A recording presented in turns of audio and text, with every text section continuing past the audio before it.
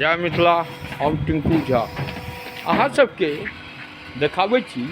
देखियौ ईंटा, ई ईंटा देखियौ केना बनै छै मशीन द्वारा।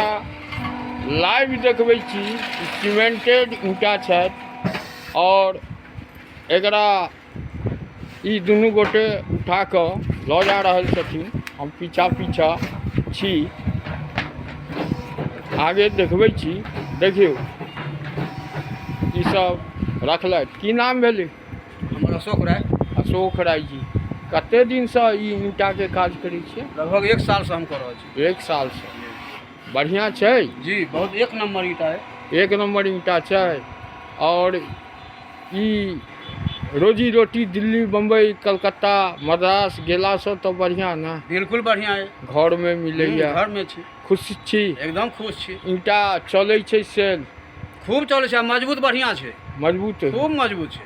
ओहि ईंटासँ ई बढ़िआँ? ओहि ईंटासँ बढ़िआँ छै, कम खर्चमे कम लागतसँ, मतलब जे छै से सब आदमी बनबै छथि अच्छा मकान। अहाँ यौ की नाम भेलै? लक्ष्मण मंडल। लक्ष्मण मंडल।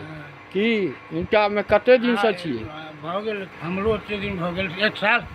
तऽ मिथिलामे रहनाइ ठीक छै? जय मिथिला। जय मिथिला। जय मिथिला।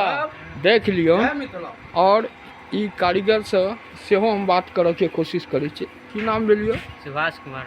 सुभाष कुमार। अहाँ कते दिनसँ एतऽ छी? एतऽ 1 सालसँ लगभग। 1 सालसँ। ठीक ठाक रहै छै? बढ़िआँ छै? बढ़िआँ छै। देखियौ ई प्लेट सब छै और ई एगो प्लेट उठेलथि, लगेलखिन, स्विच देलखिन मशीनसँ। ई सब उठाबऽ लेल 2 आदमी रहै छथिन।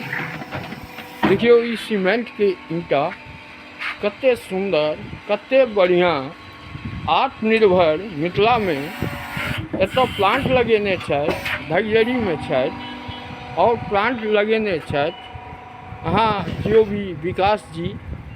देखियौ कते सुन्दर सुन्दर आत्मनिर्भर मिथिलामे रोजी रोटी सेहो दै छथिन और रोजी रोटीके साथ ईंटा बनैत सेहो और नमहर सुन्दर सुन्दर ईंटा भेलै।